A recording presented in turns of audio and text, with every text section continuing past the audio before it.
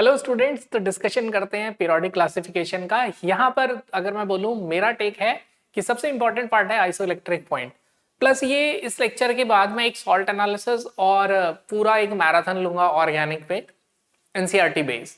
तो यहाँ पर हम क्या करेंगे, हर 10-10 मिनट में आपके सवालों के जवाब देंगे। जैसे लाइक आपके क्वेश्चन है कि सर मेरे मार्क्स तक हो गए हैं, या मैं रिवीजन कैसे करूं, या मैं 120 टू 130 केमिस्ट्री में स्कोर कैसे करूं, या मेरा स्कोर अगर 150 पे स्टक हो गया है तो कैसे इंक्रीज करूं।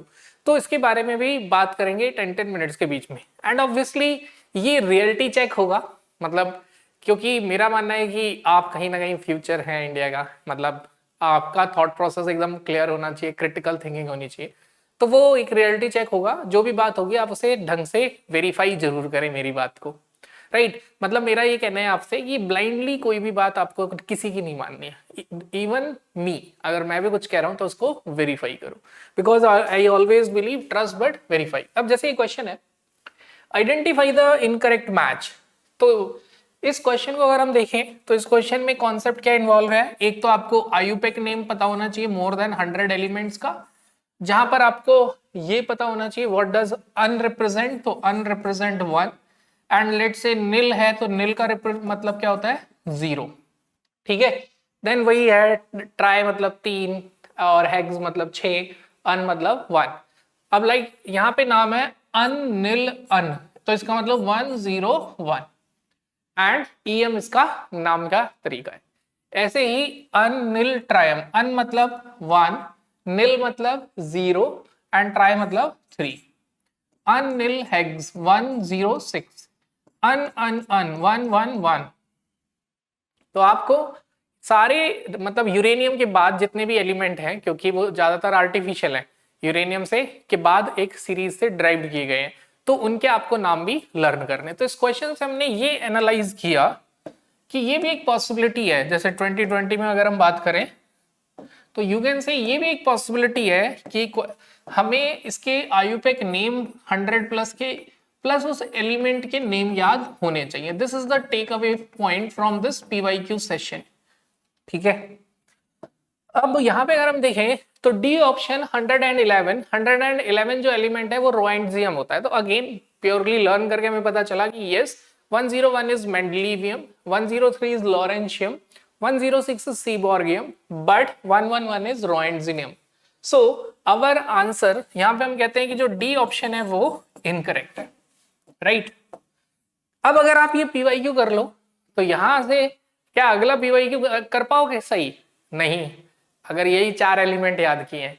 कब कब होगा? जब आपने यहाँ पे सोचा है कि नहीं मुझे पूरे 118 तक के एलिमेंट्स के नाम याद होने चाहिए। नेक्स्ट, ये है हमारा अगला पीवाईक्यू 2017।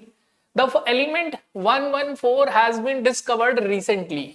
ठीक है, एक नया एलिमेंट डिस्कवर्ड हुआ है 114। तो अब इसका आप आयुपेक नेम लिखना भी ट्राई कर लीजिए कि क्या इसका आयुपेक नेम होगा।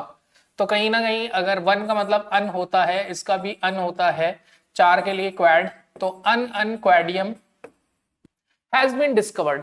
It will belong to which. तो ये बड़ा आसान है, 100 के बाद कोई भी एलिमेंट हो तो सीधे याद रखिए वो जो उसके बाद एलिमेंट है, जैसे 118 ये ग्रुप 18 का होता है, 117 ये ग्रुप 17 का होता है, 116 16, 114 तो ये कौन से ग्रुप का होगा? ग्रुप 14 का। अब इलेक्ट्रॉनिक कॉन्फ़िगरेशन नहीं भी पता है तो क्वेश्चन हो जाएगा, बट मैं बार बार कह रहा हूं बच्चों, हमने एफ ब्लॉक भी स्टडी किया था, इसीलिए उसको लर्निंग पे मैंने फ्लैश कार्ड, मैंने ये भी बनाया कि how to learn F block element, क्योंकि एफ ब्लॉक में सिलेबस में क्या है? Only electronic configuration. तो आप मान के चलो एफ ब्लॉक के सारे एलिमेंट और उनकी इलेक्ट्रॉनिक कॉन्फ़िगरेशन याद होनी चाहिए।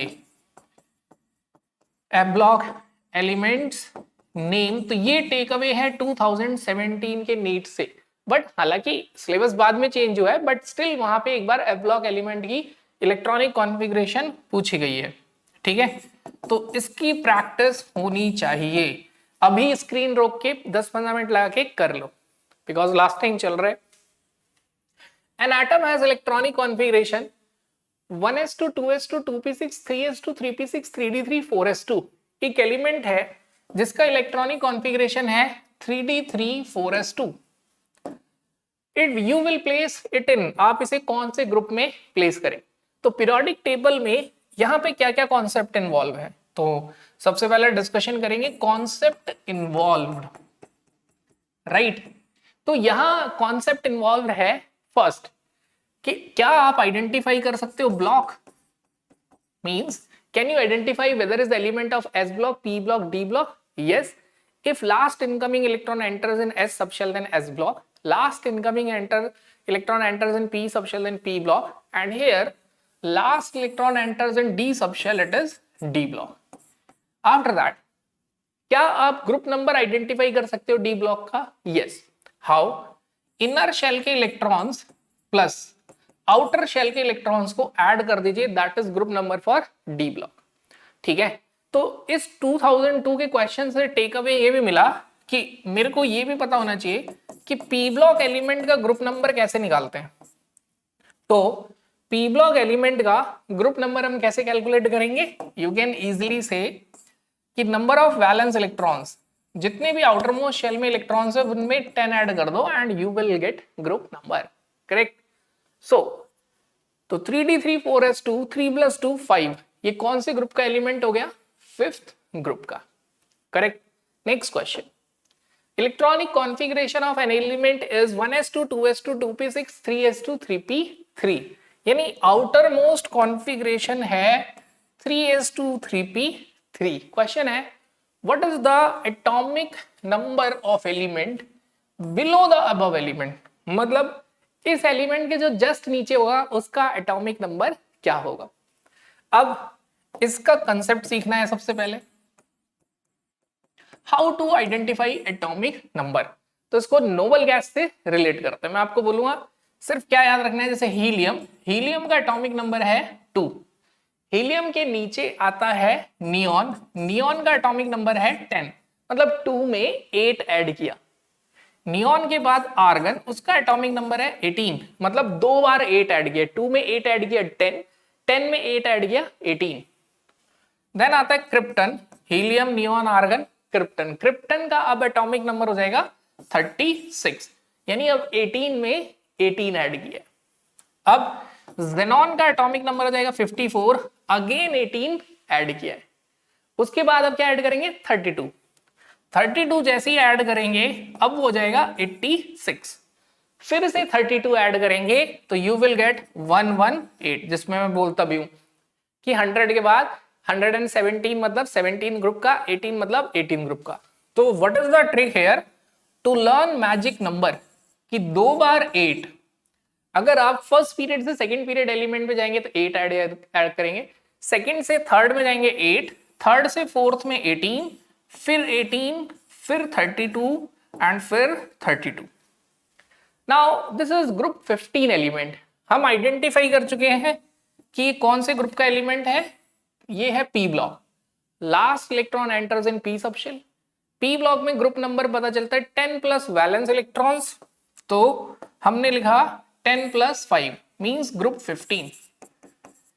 ग्रुप 15 में फर्स्ट पीरियड का कोई एलिमेंट नहीं है, सेकंड पीरियड से स्टार्टिंग होती है nitrogen, phosphorus, arsenic, antimony and bismuth. Now atomic number of nitrogen is 7, तो अब क्या करेंगे? थर्ड पीरियड में जाएंगे तो 8 ऐड कर देंगे, 15। And this is the configuration of phosphorus. Valence electron का n देख के पीरियड नंबर पता चल जाता है, यानी कि थर्ड पीरियड का एलिमेंट है।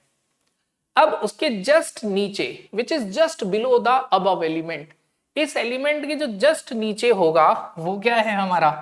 आर्सेनिक। क्या है? आर्सेनिक। एंड आप इसमें 18 ऐड कर दो, it will be 33। Atomic number पूछा है, तो what is your answer?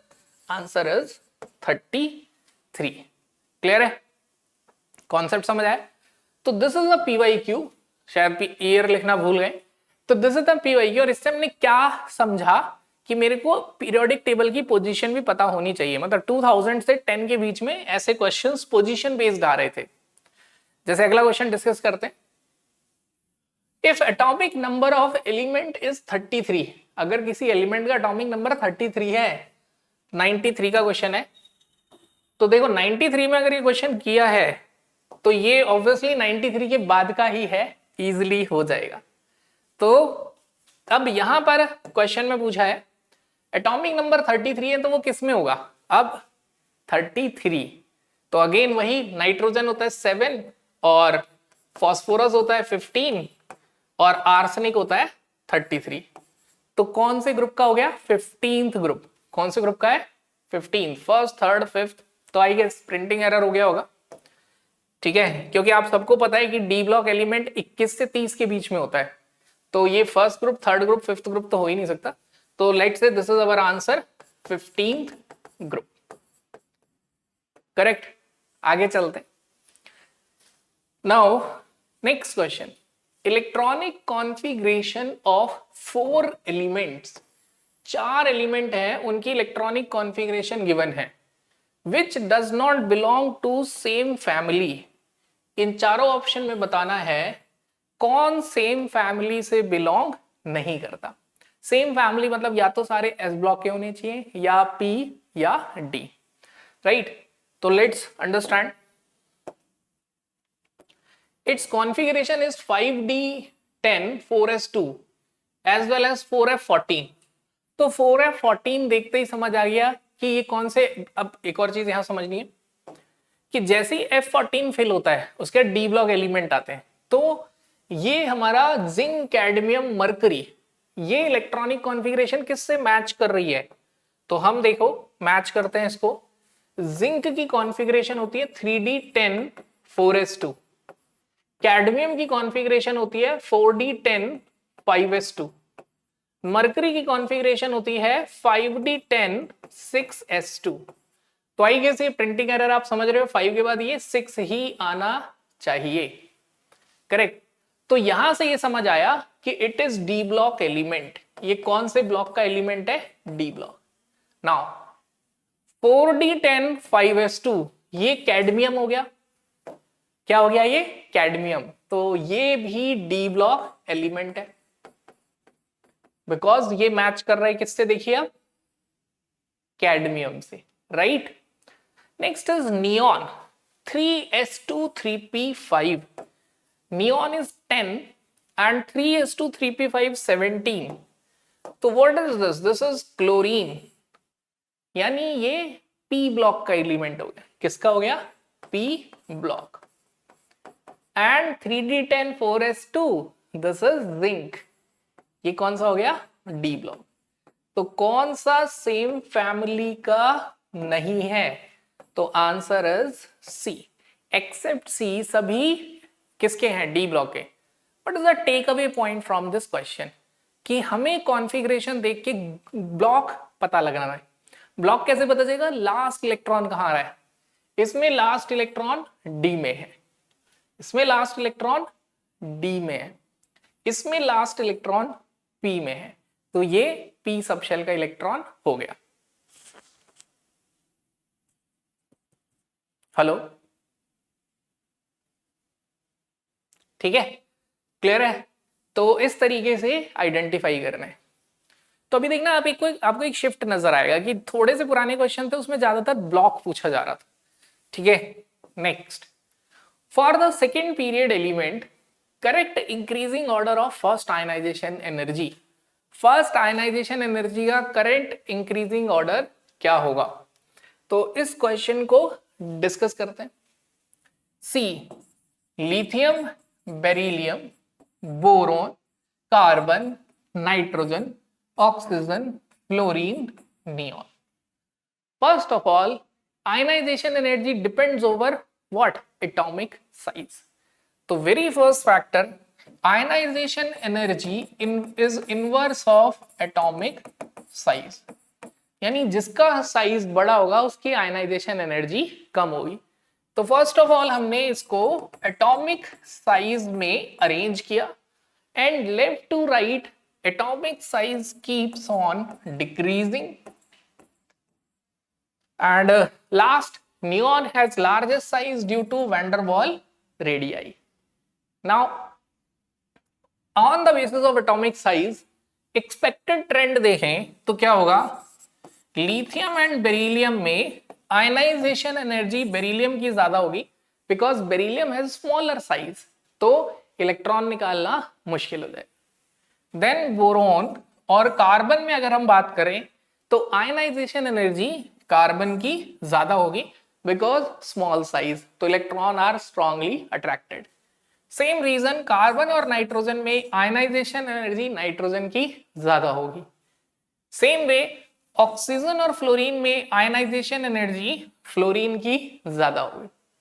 Then neon की आयनाइजेशन एनर्जी। अब नेक्स्ट फैक्टर पे बात करते हैं। Ionisation energy also depends on ionization energy also depends on penetration effect। penetration effect होता है कि न्यूक्लियस इलेक्ट्रॉन क्लाउड को कितना स्ट्रांगली अट्रैक्ट कर रहा है। जितना स्ट्रांगली अट्रैक्ट करेगा उतना ही इनर कोर में इलेक्ट्रॉन जाएगा, और जितना पास होगा वहां से इलेक्ट्रॉन निकालना मुश्किल होगा। तो इलेक्ट्रॉन सबसे पास किस में होता है? अगर वो एस शेल में हो, क्योंकि एस शेल न्यूक्लियस के सबसे पास होता है, फिर पी, फिर डी, फिर एफ। तो यहां पे अगर हम बात करें पेनेट्रेशन इफेक्ट की, तो ये अप्लाई कब होता है? सबसे बड़ी बात, व्हेन एन इज सेम। इस चीज को हम ये भी कह सकते हैं कि it is applicable for same period element. Correct.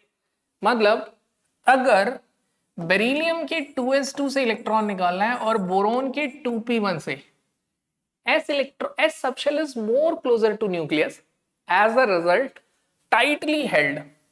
ठीक है, तो मान लेते हैं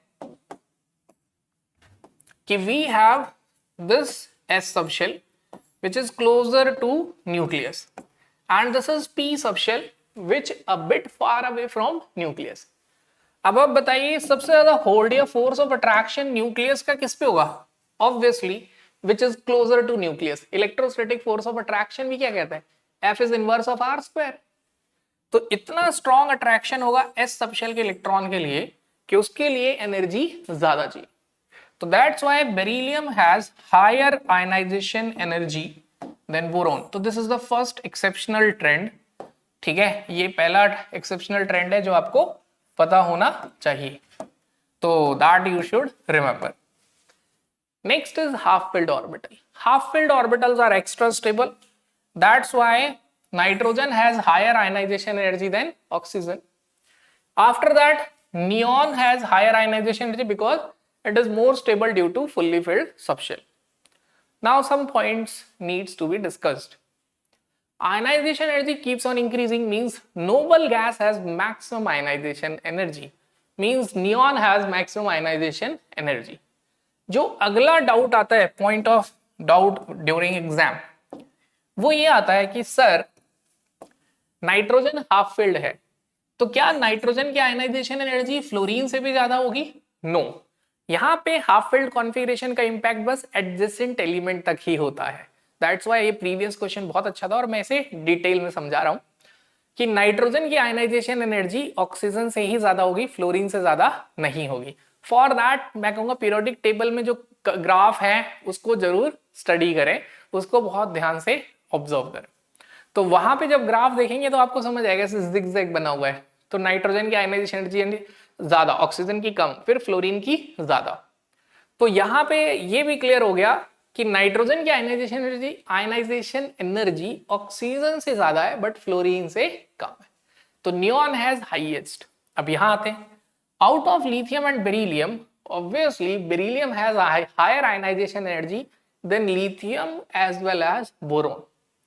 इतनी इंफॉर्मेशन से आप ये क्वेश्चन कर देंगे because that is very clear कि highest ionisation energy is neon. ओहो, तो सब में ही नियॉन है, तो ये हमें हेल्प नहीं करने वाला, बट ठीक है, हमें ये पता है कि नाइट्रोजन की आयनाइजेशन एनर्जी ऑक्सीजन से ज्यादा और फ्लोरीन से कम है, तो सेकंड लेवल पे फ्लोरीन आना चाहिए, ये भी सही है। अब फ्लोरीन के बाद कौन आना चाहिए? Nitrogen. Nitrogen has higher ionization energy than oxygen. अब नाइट्रोजन वाले केस हमारे पास ये दो बचे बिकॉज हाफ फिल्ड है। करेक्ट। तो यहां पे अब हम आ गए ए और सी ऑप्शन में। ए और सी ऑप्शन के बाद you can easily eliminate any one example on the basis of penetration effect. यहां पे आयनाइजेशन एनर्जी बेरिलियम की ज्यादा है और यहां आयनाइजेशन एनर्जी बोरोन की ज्यादा है। तो व्हाट इज अवर आंसर? क्या हुआ हमारा आंसर? तो अवर आंसर इज सी। तो यहां ये डिस्कशन हमने इसलिए किया कि पूरा ट्रेंड याद करने के बाद भी एग्जाम में कंफ्यूजन आता है, स्पेशली इंक्रीजिंग डिक्रीजिंग ऑर्डर में। तो आप ऐसे ऑप्शंस एलिमिनेट कर लीजिए and definitely you will get your answer, क्योंकि पूरे को अरेंज करने में टाइम भी लगता है as well as data based है तो कंफ्यूजन भी होती है। जैसे अब ये एक डेटा बेस्ड है जिसपे बहुत ज्यादा क्वेश्चन पूछा जाता है। H minus has exceptionally high radius. H minus जो है उसका एक्सेप्शनली हाई रेडियस है। तो इसका हाई रेडियस है, लेकिन आपको पता होना चाहिए कि क्या H माइनस फ्लोरीन से बड़ा, F माइनस से बड़ा होता है या Cl माइनस से, Br माइनस और I माइनस? वैसे मुझे तो पता है, ठीक है, फिर भी मैं चाहता हूं आप पता लगाइए। F minus, Cl minus, H minus, Br minus, I minus, what is the trend? Ionic radii का ट्रेंड क्या है? I माइनस, H माइनस का साइज क्या? फ्लोरीन से भी बड़ा है, यानी कि H माइनस में एक शेल है, फ्लोरीन में 2 है, क्लोरीन में 3 है, क्या उनसे बड़ा है? और क्या ब्रोमीन आयोडीन से छोटा है? चेक दिस, ठीक है, एंड लर्न दिस ऑल्सो। ये ट्रेंड भी आपको याद होना चाहिए, ठीक है। तो बच्चों अभी जैसे अगर मैं बात कहूं तो यहाँ पे जैसे एक डाउट बहुत ज्यादा आता है हमें। क्या डाउट आता है कि सर, तो आपका एक डाउट का answer, question and answer session भी लेते चलते हैं। अब मैं यहाँ पे आपके कौन से डाउट का आंसर देना चाहता हूं? मार्क्स गॉट स्टक, मेरे मार्क्स स्टक हो गए, ठीक है।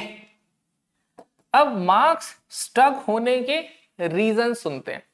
फर्स्ट रीजन जो सबसे ज्यादा होता है और ऑफलाइन में बच्चा एक्सेप्ट नहीं करता है, मतलब हो सकता है कि गड़बड़ हो रही हो, हम एरर को रेक्टिफाई नहीं कर रहे हैं, हम PYQ एनालाइज ही नहीं कर रहे हैं, ठीक है, हम बस चिपक के काम कर रहे हैं to the rule.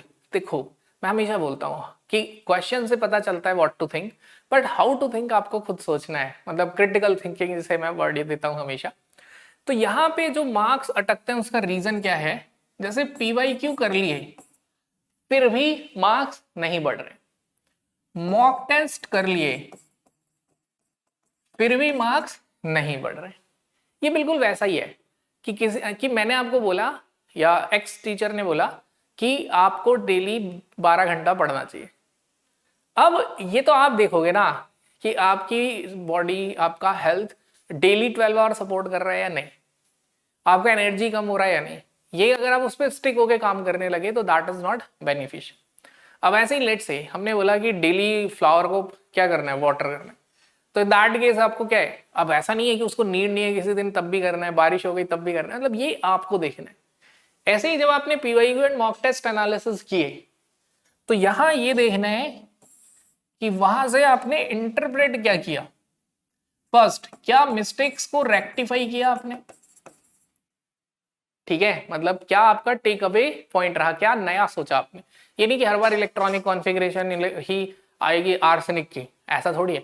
All electronic configuration, इस बार लेट से 111 आ गया रॉएंजेनियम का, तो अगली बार भी वही आएगा। क्लियर?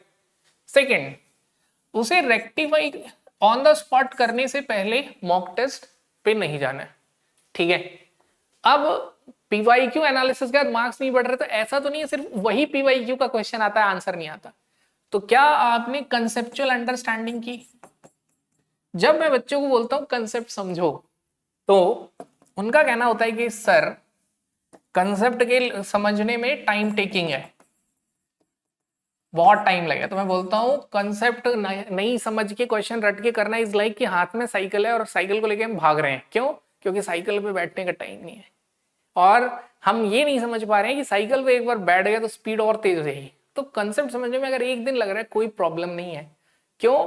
जैसे ही वो कंसेप्ट समझ गए, उस कंसेप्ट बेस्ड 50 क्वेश्चन हो गए आपसे जो आने वाले हैं आगे सेम। क्योंकि आप सोचिए, क्या एक बुक में 400 क्वेश्चन हो सकते हैं एक चैप्टर में? नहीं, 400 क्वेश्चन मतलब 400 कॉन्सेप्ट तो नहीं हो सकते, होंगे तो करीब मुश्किल से 5 कॉन्सेप्ट, उन्हीं पे ही 50-50 क्वेश्चन होंगे, राइट। तो इस तरीके से समझना है और कॉन्सेप्ट कितना भी टाइम टेकिंग लगे करो, स्पेशली जो एग्जाम में बार बार आ रहा है। Analyse, take your time, right, rectify. दूसरा अगला प्रॉब्लम,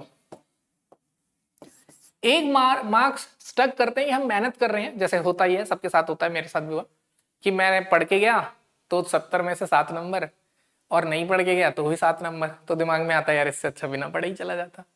तो यहां मैं आपसे बोलूंगा कि इधर ये थोड़ा सा आप पेशेंस रखो and keep up the hard work.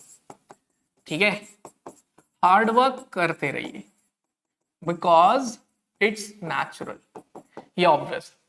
इसका एग्जाम्पल है, जैसे मैं बोलूंगा, आप में से अगर किसी ने वीडियो गेम खेला है तो वीडियो गेम खेलते वक्त क्या होता है, आपका जो स्कोर होता है, लेट्स से आपका शुरू में वहां पे टारगेट है 400, तो आपका शुरू में 50 से 100 के बीच में आप बार बार आउट होते रहोगे, बट क्योंकि आपको इंटरेस्ट है आप खेलते रहोगे खेलते रहोगे खेलते रहोगे, फिर एकदम से आपका स्कोर बनेगा सीधे 400 से ऊपर। ठीक है, और वो जो टॉप स्कोर बनेगा वो 500 एक बार अचीव हो गया, तो अगली बार आपका स्कोर हमेशा क्या होगा, 550, 450 से 500 के बीच में ही रहेगा। मतलब अब आप 450 टू 500 के बीच में खेलते रहोगे, क्योंकि ये बस एक बार ही टच हुआ है या एक दो बार हो, बट क्योंकि आपका गेम में इंटरेस्ट है आप लूज नहीं करते हो। तो इस कहानी को अभी मैं समराइज भी करूंगा क्या समझाना चाह रहा हूं। तो अब आपने इंटरेस्ट लूज नहीं है, खेलते गए खेलते गए खेलते गए, एकदम से आपका स्कोर टच कर गया 800, आपने नेक्स्ट लेवल ब्रेक कर दिया 8 से, वो एक ही बार ब्रेक हुआ। लेकिन फिर अगली बार क्या हुआ, आप 750 से 800 के बीच में खेलते रहे। अब अगर आप अपनी प्रोग्रेस यहां देख रहे हो 450 से 500, 750 से 800, तो क्या लगेगा मैं इतना हर बार प्रैक्टिस कर रहा हूं, स्कोर सेम है। लेकिन अगर आप यहां से यहां देखोगे तो आपको लगेगा कि यस, आपने प्रोग्रेस तो की है। तो प्रॉब्लम क्या है, हमें हमारे दिमाग में एक मिसकंसेप्शन है, हमारे दिमाग में मिसकंसेप्शन है कि एफर्ट और रिजल्ट, इसका ग्राफ पैरेलल चलता है। ठीक है, रिजल्ट यहां बनाते हैं और एफर्ट इधर। ठीक है, तो पैरेलल चलता है मतलब, क्योंकि मूवीज ऐसी देखी हमने, 6 मंथ में ओलंपिक क्रैक हो गया, एक्सेप्ट दंगल देख लें जिसमें एकदम ट्रू पिक्चर दिखाई है कि 10 ईयर तक प्रैक्टिस की है, तो most of the movies 6 month 8 month में ओलंपिक फुटबॉल सब कुछ हो जाता है, रेस जीत जाते हैं। तो वहां से हमने क्या सीखा कि effort is directly proportional to result, but practically ऐसा नहीं होता है। प्रैक्टिकली बच्चों क्या होगा, जैसे मैंने अभी बताया कि शुरू में आपका लेवल डाउन रहेगा, लेकिन क्योंकि आप मेहनत करते जाएंगे, गिव अप नहीं करेंगे, कांस्टेंट रहेगा, फिर गिव अप नहीं करेंगे तो एकदम से आपका स्कोर बढ़ जाए, फिर आप गिव अप नहीं करेंगे, मेहनत करते रहेंगे, तो स्कोर तो हाईएस्ट से थोड़ा नीचे रहेगा, लेकिन क्योंकि मेहनत करते रहेंगे तो वो लेवल चलता रहे। गिव अप नहीं करेंगे, मेहनत करते रहेंगे, एकदम से फिर स्कोर बढ़ जाएगा, राइट। फिर उसके बाद ऑब्वियसली वो एक ही बार आएगा स्कोर, फिर कम आएगा, लेकिन मेहनत करते रहेंगे, गिव अप नहीं करेंगे, तो कांस्टेंट फेज के बाद फिर एक बार स्कोर बढ़ जाएगा। एक्चुअल में रिजल्ट और एफर्ट का ग्राफ यही होता है, and this is called as plateau theory. ठीक है, आप ज्यादा चाहें तो डिटेल में पढ़ सकते हैं, बट मैंने आपको क्रक्स बता दिया। तो आपको अपनी प्रोग्रेस कैसे मेजर करनी है, from this plateau to this plateau, this plateau to this plateau. हर इंसान की लाइफ में आता है, सचिन तेंदुलकर, धोनी, विराट कोहली, सबकी लाइफ में एक कांस्टेंट फेज आता है जब सब बोलते हैं आउट ऑफ फॉर्म हो गया है या वहीं का वहीं है, लेकिन जो गिव अप नहीं करते उनका करियर आगे चल जाता है। जैसे यू कैन से धोनी का भी, वो क्या बोलते हैं, विराट कोहली का भी वो फेज निकल चुका है प्लेटो वाला, एंड सचिन ने भी उसे ओवरकम किया। जो नहीं कर पाए, कुछ अदर प्लेयर्स का नाम अगर देखें तो वो क्या रह गए, आउट, बाहर हो गए। तो ये समझना बहुत जरूरी है।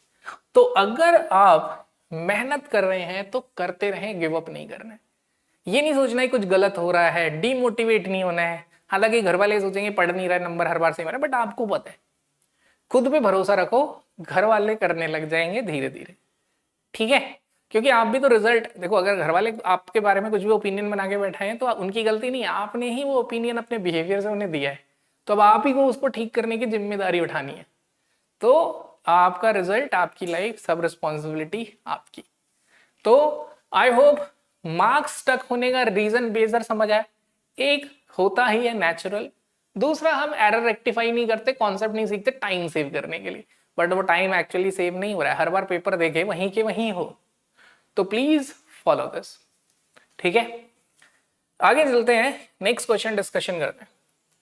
Match the oxide given in column 1 with its property. आपको मैच करने इन ऑक्साइड्स को उनकी प्रॉपर्टी के साथ। तो what is the concept involve in this?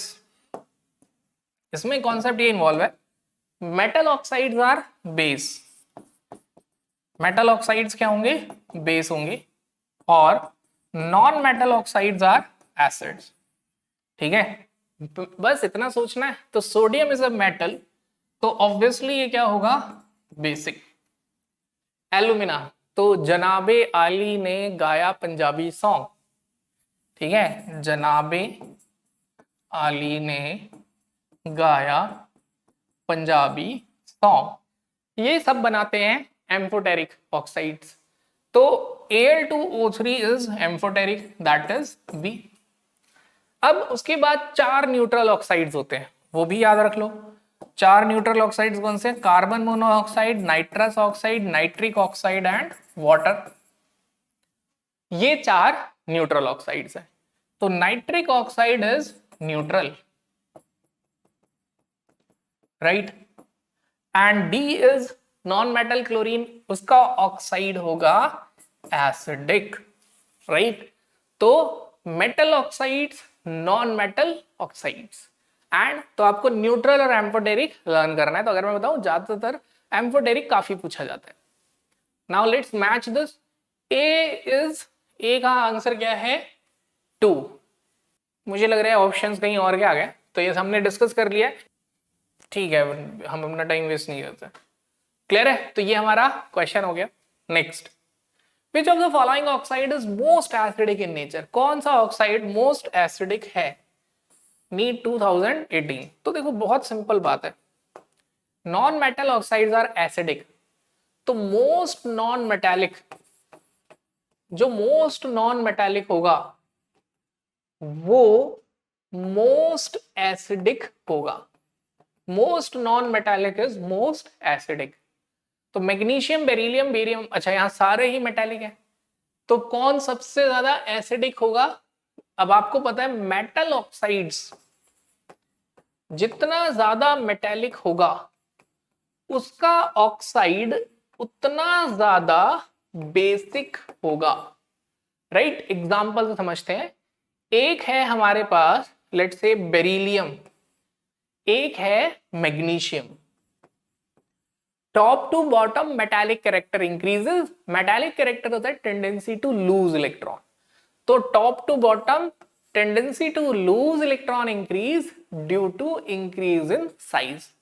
तो मैग्नीशियम इज मोर मेटालिक, तो magnesium oxide is more basic, it is more basic. And beryllium oxide is less basic. अब इसको रिवर्स समझते हैं, जो ज्यादा बेसिक होगा वो होगा लेस एसिडिक, एंड जो लेस बेसिक होगा वो क्या होगा? More acidic.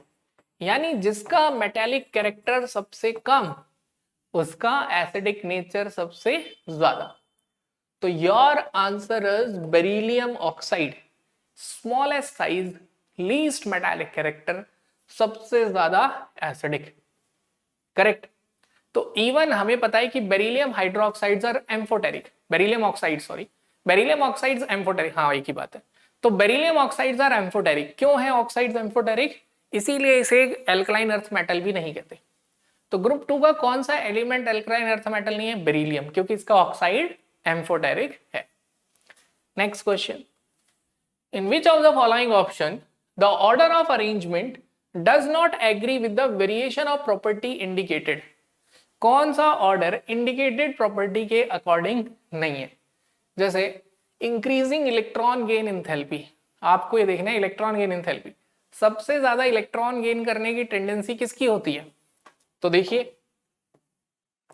Fluorine, chlorine, bromine, iodine, आपको पता है top to bottom electron affinity की टेंडेंसी डिक्रीज होती है, मतलब इलेक्ट्रॉन अट्रैक्ट करने की टेंडेंसी कम होती है। बट एक एक्सेप्शन है, क्लोरीन की इलेक्ट्रॉन गेन करने की टेंडेंसी ज्यादा होती है। अब इलेक्ट्रॉन गेन एंथैल्पी उसका रिवर्स होगा, क्योंकि उसका नेगेटिव क्या होता है, इलेक्ट्रॉन गेन एंथैल्पी। मतलब इलेक्ट्रॉन गेन एंथैल्पी क्लोरीन की फ्लोरीन से ज्यादा होगी। बट यहां ऐसा कोई ऑप्शन नहीं है, तो व्हाट वी कैन से, ये इस वेरिएशन से नहीं मैच कर रहे। Second option, increasing metallic radius, top to bottom metallic radius increase. तो lithium, sodium, potassium, rubidium in a group, top to bottom size increase mainly due to addition of extra shell. तो this is true. Next, increasing ionic size, ionic size increase, जैसे मैंने beginning of the lecture में बोला iso electronic is favourite. तो देखो जैसे जैसे हम 24 को रीच करते जाएंगे इनका आइसो इलेक्ट्रॉनिक फेवरेट होता चला जाएगा। पहले पोजीशन फेवरेट थी, अब isoelectronic. Aluminium, magnesium, sodium, fluorine all are isoelectronic. Magnesium का एटॉमिक नंबर 12 होता है, 2 इलेक्ट्रॉन चले गए तो कितने इलेक्ट्रॉन्स बन गए, 10। तो -10 लिख दो because electron carry negative charge. Aluminium का एटॉमिक नंबर 13 होता है, means it has 13 protons, but 3 electron जाने की वजह से इलेक्ट्रॉन भी कितने हुए, 10। Magnesium has 12 protons, sodium has 11 protons and fluorine has how many protons, 9। ठीक है, अब बताइए प्रोटॉन पे पॉजिटिव होता है, इलेक्ट्रॉन सेम है, कौन सबसे ज्यादा अट्रैक्ट करेगा, definitely 13 proton can attract 10 electron very strongly and 9 loosely. जहां अट्रैक्शन ज्यादा होगा वहां आयनिक रेडियाई लेस होगा। तो ये पॉइंट हम सभी जानते हैं कि आइसो इलेक्ट्रॉनिक स्पीशी में जो आयनिक रेडियाई होता है, आयनिक रेडियाई थोड़ी देर के लिए स्क्रीन से बाहर जा रहे हैं, वो होता है एटॉमिक नंबर के इनवर्स। जितना ज्यादा एटॉमिक नंबर होगा आयनिक रेडियाई उतना कम होगा। तो दिस इज अगेन ट्रू, ये भी क्या है हमारा करेक्ट है। Next, increasing first ionization energy, first ionization energy increase होनी चाहिए। तो बोरोन से ज्यादा आयनाइजेशन एनर्जी कार्बन की होगी, कार्बन से ज्यादा किसकी होगी, नाइट्रोजन की, नाइट्रोजन से ज्यादा तो ऑक्सीजन की नहीं होगी क्योंकि नाइट्रोजन इज हाफ फिल्ड। तो ये भी क्या हो गया, इनकरेक्ट। ऑब्वियसली मल्टी करेक्ट तो नहीं हो सकते हैं, तो ठीक है यहां कुछ गलती हो गई होगी, but according to the question, हट जाता हूं मैं, अकॉर्डिंग टू द क्वेश्चन हमारा आंसर है ए एंड डी। क्या है, ए एंड डी। आगे चलते, वेरी मतलब मैं बोलूंगा ये बहुत ही अच्छा क्वेश्चन है। ठीक है, ये क्वेश्चन आपको पी ब्लॉक, मैं आपको रेफरेंस बता देता हूं कहां से उठाया question, P block NCERT text exercise. NCERT में लास्ट में जो क्वेश्चन होते हैं वहां से ये क्वेश्चन उठाया है। क्या बताया देखो बड़े ध्यान से, formation of oxide ion O2 negative from oxygen atom require first an exothermic then an endothermic. Oxygen जब पहले इलेक्ट्रॉन गेन करता है तब हीट रिलीज कर रहा है, बात भी सही है, अट्रैक्शन से एनर्जी रिलीज होती है, तो इलेक्ट्रॉन गेन एंथैल्पी यहां पर एक्सोथर्मिक है। सेकंड केस में जब इलेक्ट्रॉन गेन कर रहा है तो एंडोथर्मिक हो गया, बात भी सही है, negative and negative like charges repel each other, to overcome that repulsion we have to supply energy. So second step is endothermic, right? Thus process of formation of oxide in gas phase, यानी कि O2 minus का बनना unfavourable है, बिल्कुल, क्योंकि endothermic step है, energy increase हो रही है, तो that is unfavourable.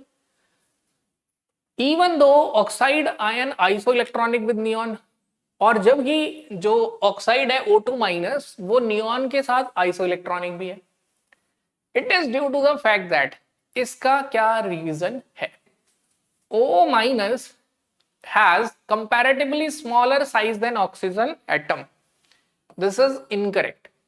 Anion of parent atom has always large size, क्योंकि इधर ऑक्सीजन में 8 प्रोटॉन 8 इलेक्ट्रॉन है, इधर ऑक्सीजन में 8 प्रोटॉन एंड 9 इलेक्ट्रॉन है।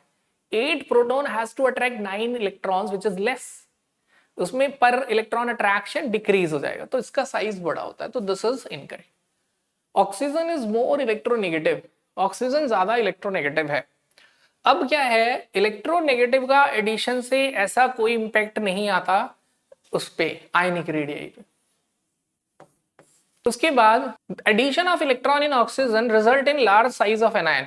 अगर ऑक्सीजन में इलेक्ट्रॉन ऐड करते हैं तो साइज क्या हो जाता है, बड़ा हो जाता है। ठीक है, ये भी कोई फैक्टर नहीं है। लास्ट फैक्टर देखो, क्या ये दिख रहा है स्क्रीन पे? हाँ लगभग दिख रहा है, या मैं इसको थोड़ी देर के लिए ऊपर कर देता हूं। ठीक है, तो डी ऑप्शन देखिए सभी। हेलो, हाँ, electron repulsion outweighs the stability gained by achieving novel gas configuration. जो इलेक्ट्रॉन इलेक्ट्रॉन रिपल्शन है, यहां जो इलेक्ट्रॉन रिपल्शन है, D option is matching. But मैं बताता हूं, जैसे और बार भी ये क्वेश्चन पूछा गया है, तो अगर कहीं और पूछा जाए कि ऑक्साइड आयन क्यों बन रहा है, क्योंकि यहां पे तो बोल रहे हैं अनफेवरेबल है, O2 माइनस गैसियस फेज में बनता ही नहीं है। क्यों नहीं बनता है? क्योंकि जो रिपल्शन है वो क्या करेगी, ज्यादा डोमिनेट कर रही है, तो वो O2 माइनस नहीं बनने देता है। अब इसी क्वेश्चन का एक और पार्ट, ये क्वेश्चन क्लियर है, मैं समझा देता हूं। उसका कहना है कि O2 माइनस गैसियस फेज में नहीं बनता। अब इसी क्वेश्चन का एक और पार्ट पूछा जाता है, तो फिर मोस्ट ऑफ द केसेस में मैग्नीशियम ऑक्साइड हो या वाटर हो, ऑक्सीजन O2 माइनस बनाता क्यों है?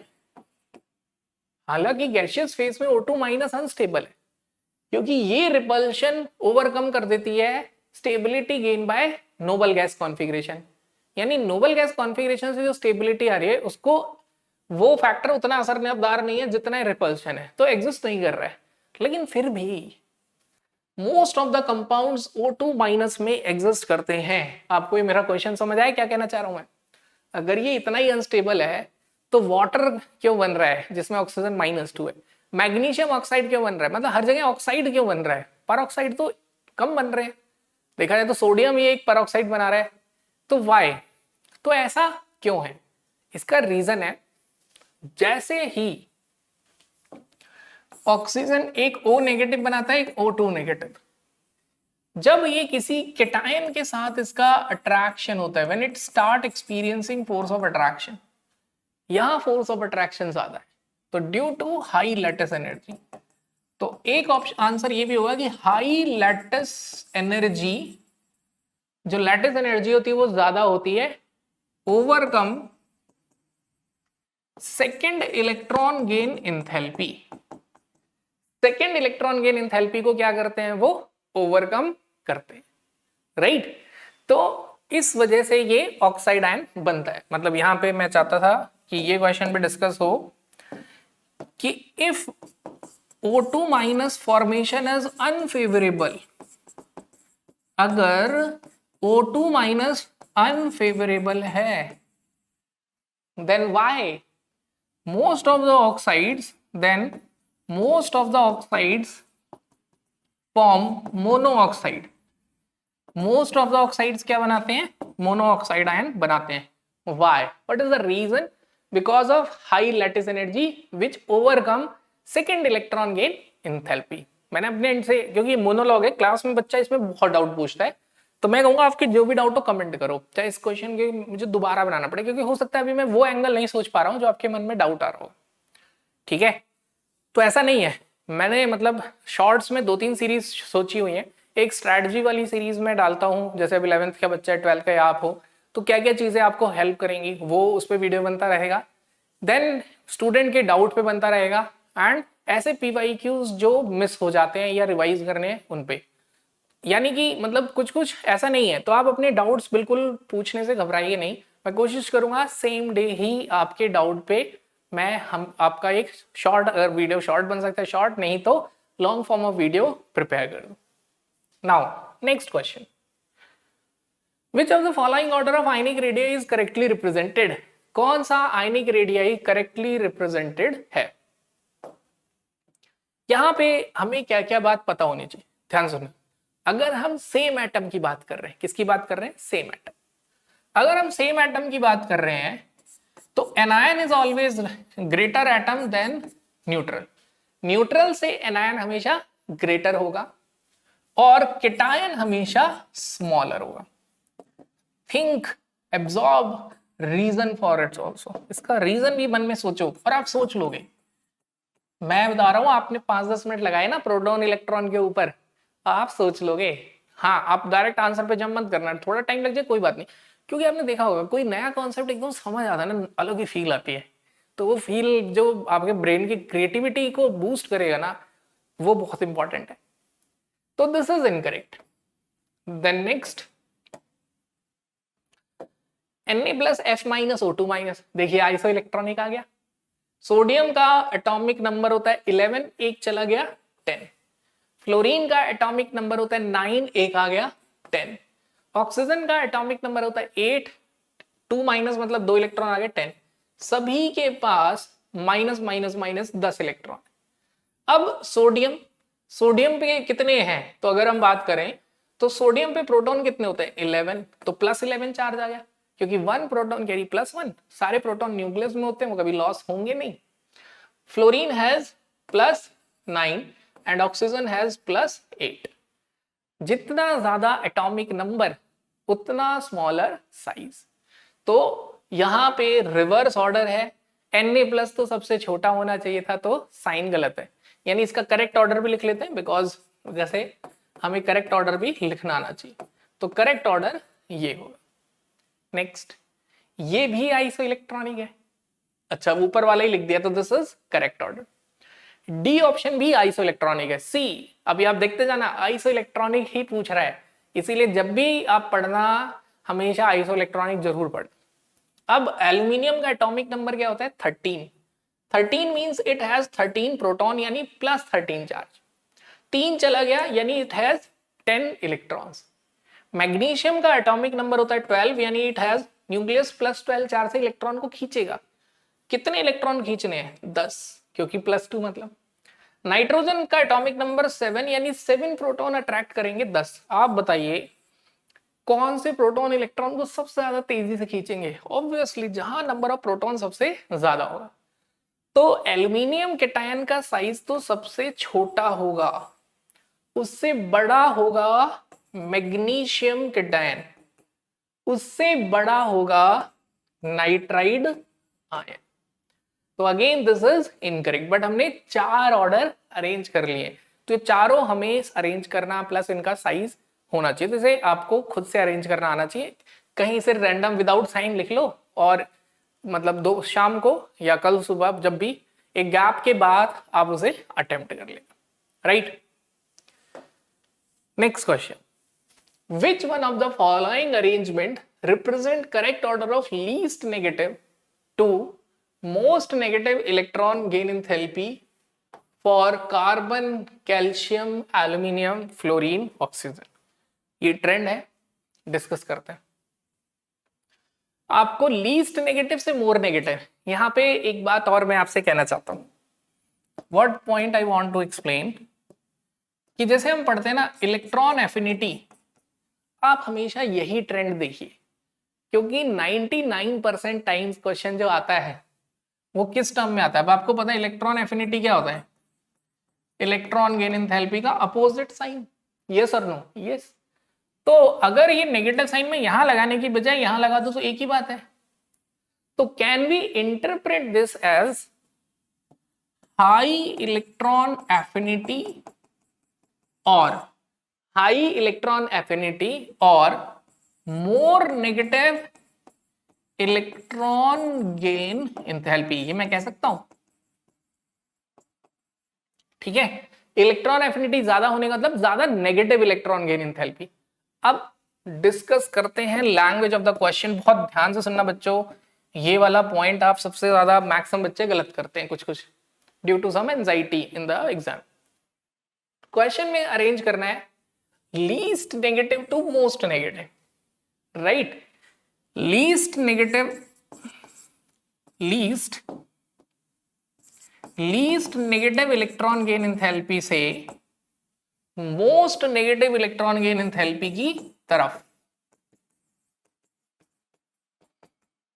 ठीक है, तो लीस्ट नेगेटिव से मोस्ट नेगेटिव मतलब कहीं ना कहीं, अगर आपको ऊपर वाली बात मेरी समझ आ रही है, लीस्ट नेगेटिव मतलब लेस इलेक्ट्रॉन एफिनिटी,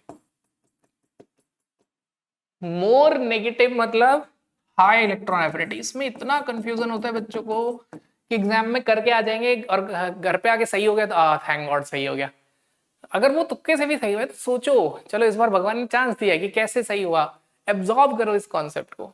ठीक है, तो इस पे मैंने एक छोटा सा वीडियो इस पे ही बना रखा है कि इलेक्ट्रॉन गेन एंथैल्पी क्लोरीन की फ्लोरीन से कैसे ज्यादा है, एनसीईआरटी के डेटा से उस पर बनाया हुआ डिटेल में, प्लस यहां भी वही चीज समझा रहा हूं। तो अब आपको अरेंज करना है, तो अब देखते हैं इन एलिमेंट को, calcium, aluminium, fluorine, oxygen, carbon. तो अगर हम ध्यान दें तो पीरियोडिक टेबल में बेरिलियम, मैग्नीशियम, कैल्शियम, कैल्शियम आ रहा है सेकंड, थर्ड, फोर्थ पीरियड में।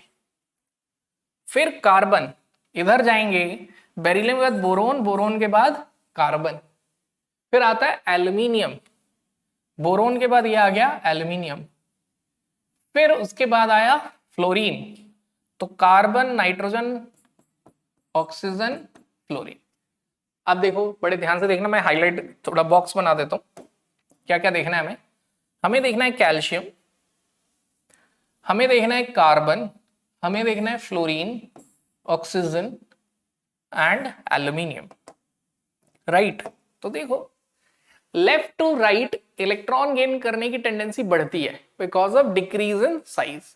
तो स्मॉलेस्ट इज फ्लोरीन, तो फ्लोरीन की इलेक्ट्रॉन गेन एंथैल्पी सबसे इलेक्ट्रॉन एफिनिटी सबसे ज्यादा, means electron gain enthalpy most negative, मतलब मैं चारों ऑप्शन में देखूंगा किसमें फ्लोरीन सबसे लीस्ट टू मोस्ट नेगेटिव है, तो लास्ट में होना चाहिए। ठीक है, तो फ्लोरीन का ऑप्शन अगर हम देखें तो दो ऑप्शन है जहां पे, एक सेकेंड, तो दो ऑप्शन है जहां हमें फ्लोरीन मिल रहा है। राइट, तो यानी मोस्ट नेगेटिव, क्योंकि ऊपर दिया है next least to most negative, तो यहां मैग्नीट्यूड के बारे में सोच के कंफ्यूज नहीं होंगे, क्वेश्चन में मेंशन है। तो हम मान लेंगे इधर जो लिखा हुआ है fluorine, fluorine, calcium, according to the question ये मोस्ट नेगेटिव है और ये लीस्ट नेगेटिव है।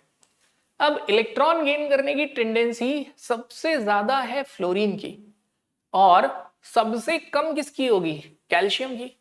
तो फ्लोरीन वाले तीन ऑप्शन थे, कैल्शियम वाला एक ही ऑप्शन है। लो, ऐसे बोलते हैं कभी कभी किस्मत साथ दे देती। तो अब देखो क्लियरली हो गया, फ्लोरीन सबसे आगे, कैल्शियम सबसे पीछे, बाकी क्लियर ही है। ऑक्सीजन की का साइज कार्बन से छोटा है, कार्बन एल्यूमिनियम से, और क्लियरली यहां दिख रहा है calcium has 4 shell, aluminium has 3 and carbon has 2। तो this is the order of electron gain enthalpy. Left to right electron affinity increase means electron gain enthalpy becomes more negative. क्या हो जाएगा वो, मोर नेगेटिव हो जाएगा। ठीक है, अगला क्वेश्चन देखते हैं, identify the wrong statement in the following. इसमें हमें रॉन्ग स्टेटमेंट आइडेंटिफाई करनी है, पूरे बोर्ड पे है तो मैं थोड़ी देर के लिए बोर्ड से बाहर जा रहा हूं। ठीक है, तो फर्स्ट ऑप्शन देखते हैं, फर्स्ट ऑप्शन क्या कह रहा है, फर्स्ट ऑप्शन का कहना है अमंग आइसो इलेक्ट्रॉनिक स्पीशीज। ठीक है, कौन सा ईयर है नहीं लिखा, मतलब आइसो इलेक्ट्रॉनिक फेवरेट है नीट में भी। Iso electronic species smaller the positive charge, यानी केटायन पे जितना कम पॉजिटिव चार्ज होगा, smaller is the ionic radius, ionic radius उतना छोटा होगा। अगर कभी लैंग्वेज पढ़ के प्रॉब्लम होना तो दो आइसो इलेक्ट्रॉनिक स्पीशी ले लो, एक Al3+ और एक Na+। ठीक है, अपना कॉन्सेप्ट लगाओ, आइसो इलेक्ट्रॉनिक में आयनिक रेडियस एटॉमिक नंबर के इनवर्स होता है, इसका एटॉमिक नंबर 13 और इसका 11, तो 13 वाले का आयनिक रेडियस कम और 11 वाले का ज्यादा, यानी कि जिस पे पॉजिटिव चार्ज कम है उसका आयनिक रेडियस ज्यादा है, तो ये स्टेटमेंट है false. Among isoelectronic species greater the negative charge on anion larger ionic radius. इसको भी हम एक एग्जांपल लेकर समझते हैं, F नेगेटिव और N3 नेगेटिव। फ्लोरीन का एटॉमिक नंबर है 9, नाइट्रोजन का है 7 और दोनों के अंदर इलेक्ट्रॉन है 10. 9 proton can strongly attract 10 electron, but 7 proton उतना इफेक्टिवली 10 को नहीं अट्रैक्ट कर पाएंगे, यानी कि इसका साइज ज्यादा. मींस नेगेटिव प्लस एक और कॉन्सेप्ट भी है कि ionic radii is inversely proportional to atomic number. जिसका एटॉमिक नंबर ज्यादा उसका आयनिक रेडियाई कम. तो यहां से हमें समझ आया greater the negative charge greater the ionic radius. This is true. ये statement true. Atomic radius of element increase as one move down the first group of periodic table. अगर हम पीरियोडिक टेबल में जाएंगे फर्स्ट ग्रुप में तो atomic size क्या होगा? Increase होगा. ये तो बिल्कुल सही बात है.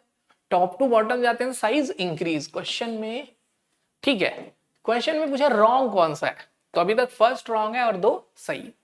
थर्ड ऑप्शन कहता है कि top to bottom in a group atomic size increase.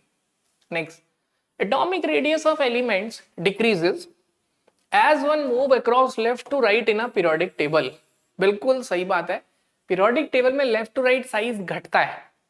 क्यों घटता है? Because of increase in effective nuclear charge.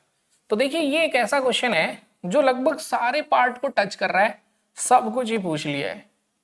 तो ऐसे क्वेश्चन का रिवीजन हमारा बनता है. Now what is the value of electron gain enthalpy of Na+? Na+ की इलेक्ट्रॉन गेन एंथैल्पी की क्या वैल्यू होगी अगर फर्स्ट आयनाइजेशन एनर्जी सोडियम की 5.1 है? ये क्वेश्चन एक फंडामेंटल कॉन्सेप्ट को समझाने की कोशिश कर रहा है कि अगर Na जो है वो गैसियस स्टेट से Na+ में गया और एक इलेक्ट्रॉन लूज किया तो आयनाइजेशन इज ऑलवेज एंडोथर्मिक. तो कितनी एनर्जी एब्जॉर्ब करेगा वो? 5.1 electron volt. But Na+ cation अगर एक इलेक्ट्रॉन गेन करेगा और सोडियम सॉलिड बनाएगा तो Na+ उतनी ही एनर्जी क्या करेगा? Release. It means electron gain enthalpy इसका नेगेटिव हो जाएगा. Why? Because ionisation is endo and electron gain enthalpy can be exo can be endo. तो आपको याद रखना है कि ये वो प्रोसेस है जिसमें एक्सो है. इलेक्ट्रॉन गेन एंथैल्पी एंडो कौन से प्रोसेस में होती है? वो 3 ही चीजें याद रख लो. अगर आते हैं तो वही क्वेश्चन आते हैं. कब इलेक्ट्रॉन गेन एंथैल्पी एंडोथर्मिक है? फर्स्ट, जब कोई एनायन एक इलेक्ट्रॉन और गेन करता है तो this is endothermic because like charges repel each other. Also जब कोई नोबल गैस एलिमेंट एक इलेक्ट्रॉन और गेन करता है then it also absorb energy because it is already stable. It require extra energy to attract that electron. Same way, half filled like phosphorus, arsenic, antimony, when they gain electron, they also absorb energy. So these are the 3 conditions when energy is absorbed. Other than that, mostly electron gain enthalpy is negative. That is exothermic. तो answer इसका हो जाएगा -5.1 electron volt. Correct. आगे चलते हैं. विच of the following oxide is amphoteric? तो कौन सा ऑक्साइड एम्फोटेरिक है? जनाबे आली ने गाया पंजाबी सॉन्ग. तो सॉन्ग एम्फोटेरिक है, बाकी सब metal, non metal, metal, non metal. तो ये दोनों एसिडिक और ये बेसिक. हमें ये भी पता होना चाहिए कौन सा ऑक्साइड क्या है. पता चला यही ऑप्शन कभी क्वेश्चन बन जाए. The correct order of decreasing ionic radii. See 2010 का क्वेश्चन है और हमने आपको बोला है isoelectronic species are favourite. अब तो सबको ये याद हो गया है. आइसो इलेक्ट्रॉनिक स्पीशी में आयनिक radii is inverse of atomic number. तो सिंपली मैं एटॉमिक नंबर फाइंड करूंगा. एक और चीज, कभी भी आयंस का क्वेश्चन आए ना, पहले सोचना भी यही है कि वो आइसो इलेक्ट्रॉनिक तो नहीं है. तो कैल्शियम का अब मैं एटॉमिक नंबर लिख रहा हूं. कैल्शियम का एटॉमिक नंबर कितना होता है? +20.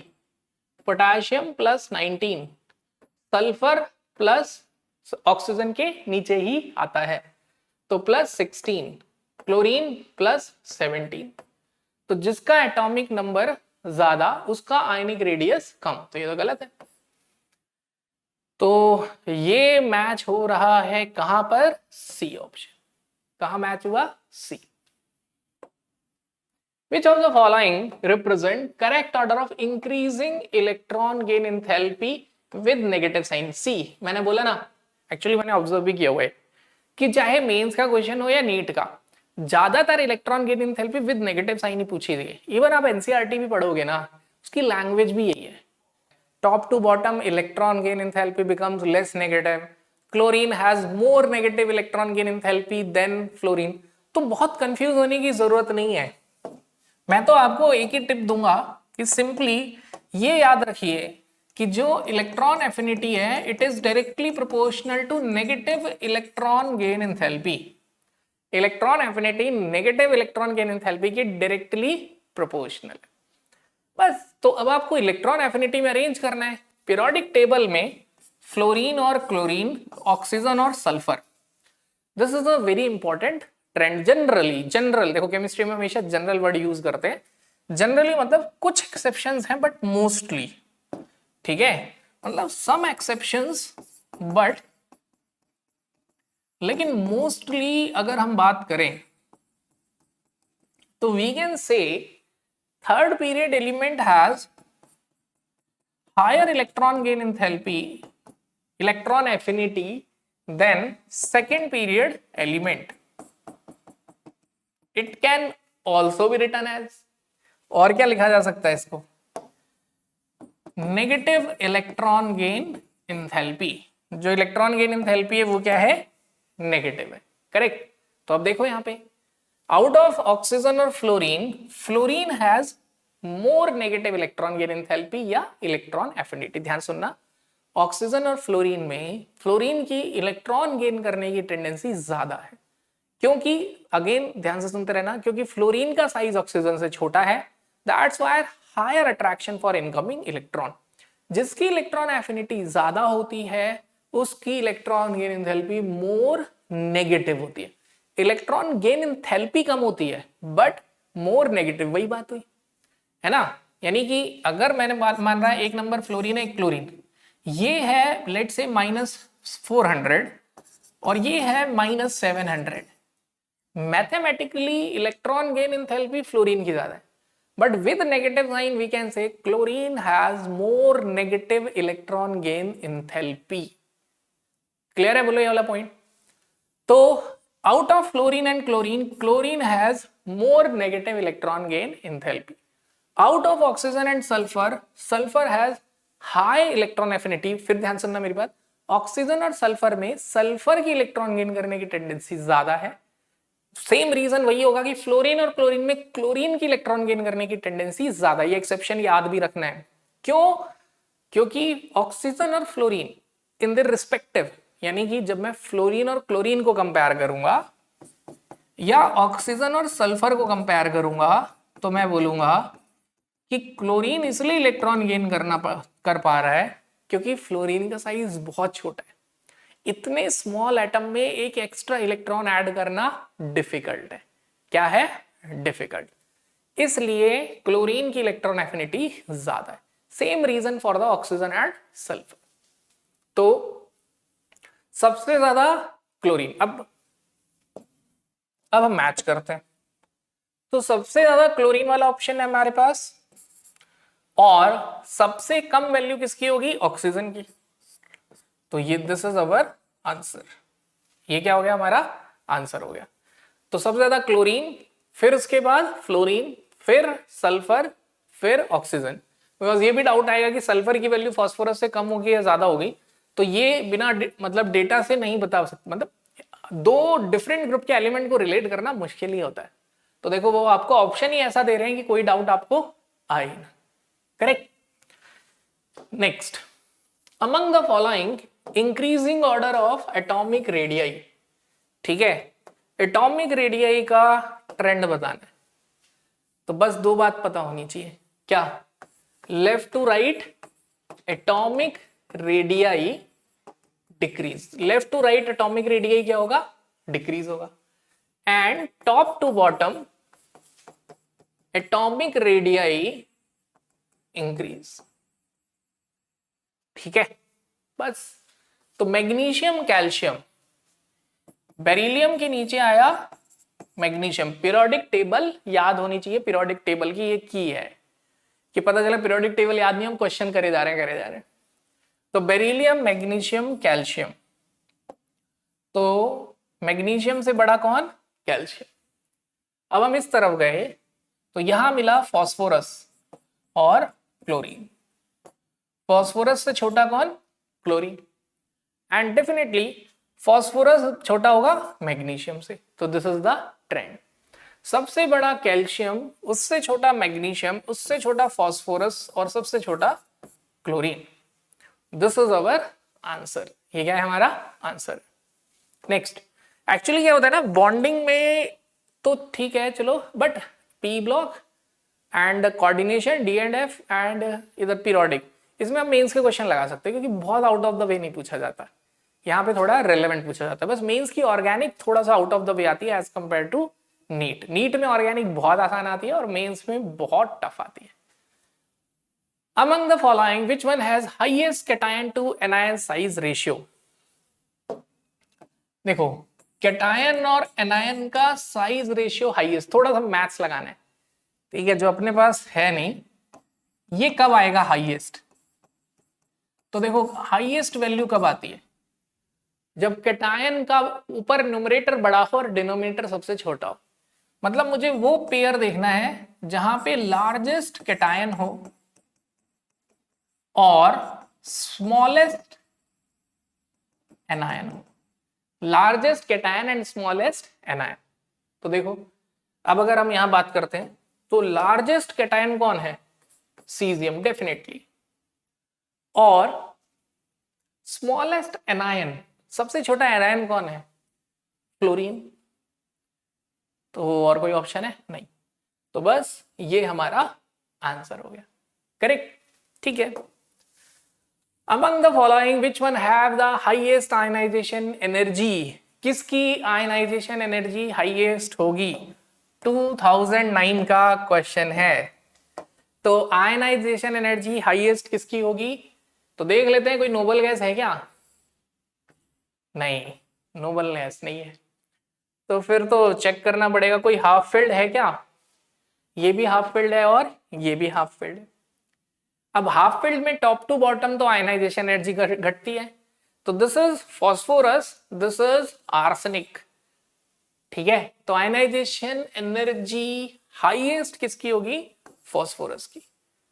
This is our answer. What is the concept involve, half filled orbital has highest ionisation energy due to extra stability, due to what, exchange energy. Next, चलो अब मैं एक बात कर लेता हूं, जैसे ये वाला क्वेश्चन है, identify the correct order of the size 2007। और अगर मैं बात करूं तो ये क्वेश्चन आपको देखते ही समझ आ गया, कंसेप्ट क्या है इसका, आइसो इलेक्ट्रॉनिक स्पीशी, जो मैं बोल रहा हूं कि नीट का फेवरेट है। आयनिक radii is inverse of atomic number. अब आपकी मैं दूसरे डाउट का आंसर देती हूँ। पहला डाउट था कि सर हमारे जो मार्क्स है स्टक हो गए, दूसरा आपका डाउट है सर क्या करें कि केमिस्ट्री में 100+ इजीली आ जाए या 130 140 इजीली आ जाए। तो यहां पर मैं आपको बोलूंगा टू स्कोर 100+ और 130+, क्या करना है, आपको जितने भी प्रीवियस PYQs हैं, मतलब एटलीस्ट 5 ईयर का तो आप कर ही सकते हो, सबके पास होंगे, आप सभी के पास नीट के 2020 से लेके 2024 के क्वेश्चन पेपर्स होंगे। आप उस पेपर को एनालाइज करो और कैटेगराइज करो, किसमें, 3 पार्ट में। कितने क्वेश्चंस फॉर्मूले बेस्ड थे, कितने क्वेश्चंस डेफिनेशन या फैक्ट बेस्ड थे, राइट, और कितने क्वेश्चन कंसेप्ट बेस्ड थे। मतलब ये एनालिसिस बहुत ही ज्यादा इंपॉर्टेंट है और ये खुद से करना है, बिकॉज क्या है ना, मैंने बोला है ना कि one size doesn't fit all.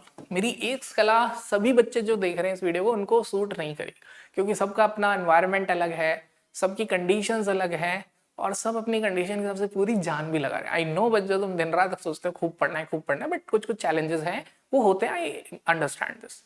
तो ये आपका environment, learning space, experience and different चीजों की वजह से अलग आएगा, ठीक है। तो formula based, definition based, concept based, ये अगर अब यहाँ पे मैं थोड़ा सा बताऊं व्हाट इज फॉर्मूला बेस्ड, जिसमें फॉर्मूला का क्वेश्चन हो गया। व्हाट इज डेफिनेशन या कंसेप्ट बेस्ड, जैसे क्वेश्चन है विच इज आइसोइलेक्ट्रॉनिक स्पीशीज, या which is the correct definition for वो ionisation energy, correct factors affecting electron gain enthalpy, ये फैक्ट बेस्ड या डेफिनेशन बेस्ड में आएगा। Next is concept based. What is concept based question? Concept based question था जैसे Fazan rule एक concept based question होगा, hybridisation में बॉन्ड एंगल को मैं कंसेप्ट बेस्ड बोलूंगा, इलेक्ट्रोनेगेटिविटी में अरेंज करना, डाइपोल मोमेंट में अरेंज करना कंसेप्ट बेस्ड होगा। तो ये कंसेप्ट बेस्ड होंगे। जैसे एटॉमिक स्ट्रक्चर में अगर हम बात करें, क्वांटाइजेशन को समझना, क्वांटम नंबर को समझना कंसेप्ट बेस्ड क्वेश्चन है, अदर दैन दैट सब फॉर्मूले बेस्ड है। आयनिक में कॉमन आयन इफेक्ट, सॉल्युबिलिटी को समझना कंसेप्ट बेस्ड क्वेश्चन है। बट सॉल्ट हाइड्रोलिसिस के पीएच, बफर के पीएच का क्वेश्चन एक सीधा फॉर्मूला बेस्ड है। तो इन दिस वे आप इसे डिवाइड करिए।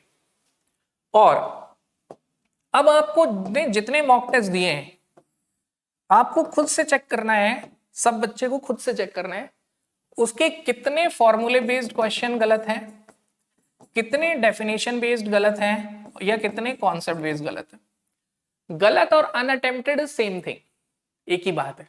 टाइम की कमी की वजह से कुछ अनअटेम्प्टेड वगैरह आता है तो वो आप खुद से एनालाइज कर लो, देखो ये कितने गलत है। आप, I know concept based need practice, but formula based और डेफिनेशन बेस्ड वाले मिस्टेक को तो आप इमीडिएटली रेक्टिफाई कर सकते हो। तुरंत फॉर्मूला याद करो और फिर देखो क्या वो दोबारा गलत हो रहा है। ये दो एरर मिनिमाइज कर दो, जीरो ला दो, कि कोई भी केमिस्ट्री क्वेश्चन फॉर्मूला बेस्ड या फैक्ट बेस्ड गलत नहीं होगा, सबका स्कोर 100+ आ जाएगा। तो यहाँ पे मैं आपको ये समझाता हूँ कि ये जो सिली मिस्टेक्स, ये जीरो होने के बाद कंसेप्ट वाले को समझने का सिली मिस्टेक्स करते हैं। सिली मिस्टेक क्यों करते हैं उसको समझाता हूँ। लेट्स से हमारे दो ब्रेन होते हैं, एक ब्रेन हमेशा अलर्ट रहता है, हर बात सुनता है, समझता है, सोच के आंसर देता है। अभी आप जो मेरी बातें सुन रहे हो, समझ रहे हो, सोच रहे हो, ये जो काम कर रहा है ना, ये कर रहा है असिस्टेंट वाला ब्रेन। एक होता है लीडर ब्रेन। लीडर ब्रेन क्या होता है, वो असिस्टेंट ने जितना काम करके उसको दे दिया वो उस डेटा को देख के डिसीजन लेता है, बट वो बहुत लेजी है। कई बार थोड़ा सा भी चेंज होता है ना तो वो असिस्टेंट से बात नहीं करता, सीधे खुद डिसीजन लेता है, बहुत ज्यादा दिमाग नहीं लगाता है, उसके पास जो डेटा है उसी से रिलेट करके आंसर देता है। हाँ, हालांकि वो असिस्टेंट को रेफर करे, वो लीडर ब्रेन तो आंसर दे सकता है। जैसे फॉर एग्जाम्पल, ये बड़ा कॉमन क्वेश्चन है जो हर बच्चे से पूछा जाता है, स्क्वायर रूट ऑफ 0.4। तो बच्चे से बोले थे तुरंत आंसर होता 0.2, फिर हम बोलते हैं सोचो थोड़ा, तो उसे याद आता है नहीं यार 0.04 का स्क्वायर रूट होगा 0.2, ठीक है। तो उसको समझ गया वो, बट हुआ क्या, जब 0.4 का आंसर आपने 0.2 दिया स्क्वायर रूट, तो उस केस में डिसीजन किसने लिया, लीडर ब्रेन ने। वो लेजी है, उसने असिस्टेंट से बात नहीं की, उसने तुरंत आंसर दे दिया, ज्यादा दिमाग नहीं लगाया। अगर वो असिस्टेंट से बात करता जो तुमने की थोड़ी देर बाद, तो सोच के आंसर देता। ऐसे ही आप जितने भी सिली मिस्टेक करते हो वो वही है कि आपने सबकॉन्शियस माइंड से आंसर कर दिए, प्रैक्टिस से सबकॉन्शियस माइंड में जो आ गया सीधे। कई बार क्वेश्चन पूरा पढ़ा भी नहीं, ये थोड़ा सा पढ़ते ही वही जो हमारा लीडर है लेजी ब्रेन, वो क्या करता है, थोड़ा सा क्वेश्चन पढ़ के कुछ भी समझ के आंसर कर देता है। जैसे तुमने मुझे भी देखा होगा कई बार गलतियां करते रिकॉर्डिंग में, वो वही होता। कई बार क्या, हमेशा लीडर ब्रेन इसीलिए क्योंकि वही डिसीजन ले रहा होता है, बट उसकी एक प्रॉब्लम है, वो लेजी बहुत है, इसलिए असिस्टेंट ब्रेन को हमेशा इन्वॉल्व करना ही पड़ता है। इसीलिए आप हर क्वेश्चन में पॉज लेके थोड़ा सा सोचने की आदत डालो, और ये डिफिकल्ट है क्योंकि कंफर्टेबल जोन से बाहर आना पड़ेगा। अब मैंने आपको ये जो बोला है, इसे देखने के बाद जो करेगा वही समझेगा, बट यहाँ पे अपने आप को पुश करना पड़ेगा, कंफर्टेबल जोन से बाहर आना पड़ेगा, फिर उसके बाद खुद को रियलिटी चेक देना पड़ेगा। ये 2-3 चीज करनी पड़ेगी and definitely your marks will improve. तो 100+ या 130 आने के लिए बस फॉर्मूले बेस्ड और डेफिनेशन बेस्ड क्वेश्चन अटेम्प्ट करो सही, आपका स्कोर 100+ आएगा। और अगर आपका स्कोर 130 पे स्टक कर गया है तो अब आपको कंसेप्ट को समझना है।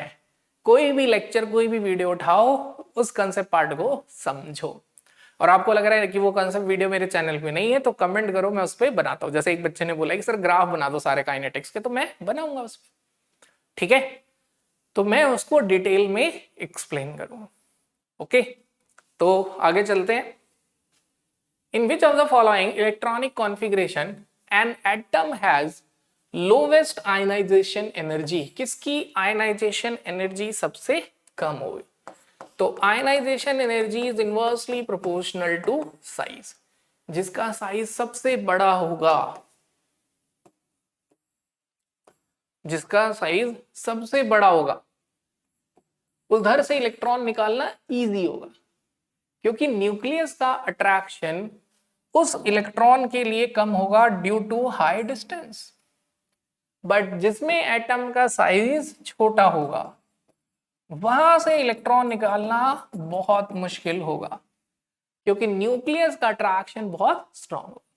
तो बस क्वेश्चन बोले लोवेस्ट आयनाइजेशन एनर्जी, मतलब मुझे सबसे बड़ा एटम ढूंढना है, और कॉन्फ़िगरेशन दे रखी हो तो बड़ा एटम ढूंढना और आसान हो जाता है। क्यों? It has 2 shell, it has 3 shell, it has 2 shell, it has 2 shell. सबसे बड़ा कौन? 3 शेल वाला। तो बस इसकी आयनाइजेशन एनर्जी लोवेस्ट हो गई। Next, which of the following ionic species has greatest proton affinity? कौन सी आयनिक स्पीशी की प्रोटॉन एफिनिटी हाईएस्ट होगी? प्रोटॉन एफिनिटी मतलब which can easily gain H+। कौन सबसे पहले H+ गेन करेगा? अब मुझे बताइए, H+ जब गेन करते हैं, what is the tendency to gain H+? Basic strength. यानी कि इस क्वेश्चन में पूछा है विच इज मोस्ट बेसिक। क्या पूछा है क्वेश्चन में? Which is most basic. इसको आप कैसे करोगे? इन सब का कॉन्जुगेट NH2- इन सब में H ऐड कर दो, ठीक है, क्या बन गया? अमोनिया। F नेगेटिव ने क्या हुआ? HF, HI और HS। अब आपको पता है strong acid has week conjugate base, weak acid has strong conjugate base. तो मुझे क्या करना है, ध्यान से सुनना इस बात को, इन चारों को अरेंज करना है किसमें? एसिडिक स्ट्रेंथ में। जो वीकेस्ट एसिड होगा उसका कॉन्जुगेट बेस क्या होगा? स्ट्रॉन्गेस्ट। तो वीकेस्ट एसिड कौन होगा? एसिडिक स्ट्रेंथ किस पे डिपेंड करती है? इलेक्ट्रोनेगेटिविटी पे। तो सबसे ज्यादा इलेक्ट्रोनेगेटिव कौन है? फ्लोरीन। ये हो गया मोस्ट एसिडिक। और अमोनिया हो गया लीस्ट एसिडिक। अब आपको एक डाउट आ रहा होगा कि sir what about HI and H2S? तो आपको ध्यान रखना है ये पॉइंट, एसिडिक स्ट्रेंथ इलेक्ट्रोनेगेटिविटी पे डिपेंड करती है अगर सेम पीरियड का एलिमेंट होता है। ध्यान से सुनना, अगर सेम पीरियड का एलिमेंट होता है। और एसिडिक स्ट्रेंथ साइज के डायरेक्टली होता है अगर सेम ग्रुप का होता है। तो मैंने ये 2 एग्जांपल इसलिए छोड़ दिए क्योंकि आयोडीन का साइज बहुत बड़ा है। HI is second strongest acid, most strongest acid is number 1, AiR1 is HClO4 and HI is second strongest. हालांकि कुछ बुक्स HI को भी टॉप मोस्ट एसिडिक बोल देते हैं। तो ये मोस्ट एसिडिक है तो इसका कॉन्जुगेट बेस तो वीक होगा।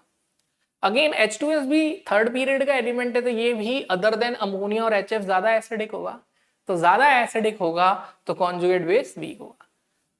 तो NH2-, this is most basic, has highest tendency to gain H+, right?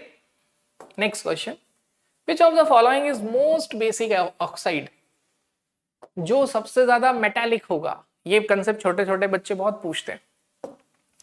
Most basic oxide कौन सा होगा? जो मोस्ट मेटालिक होगा।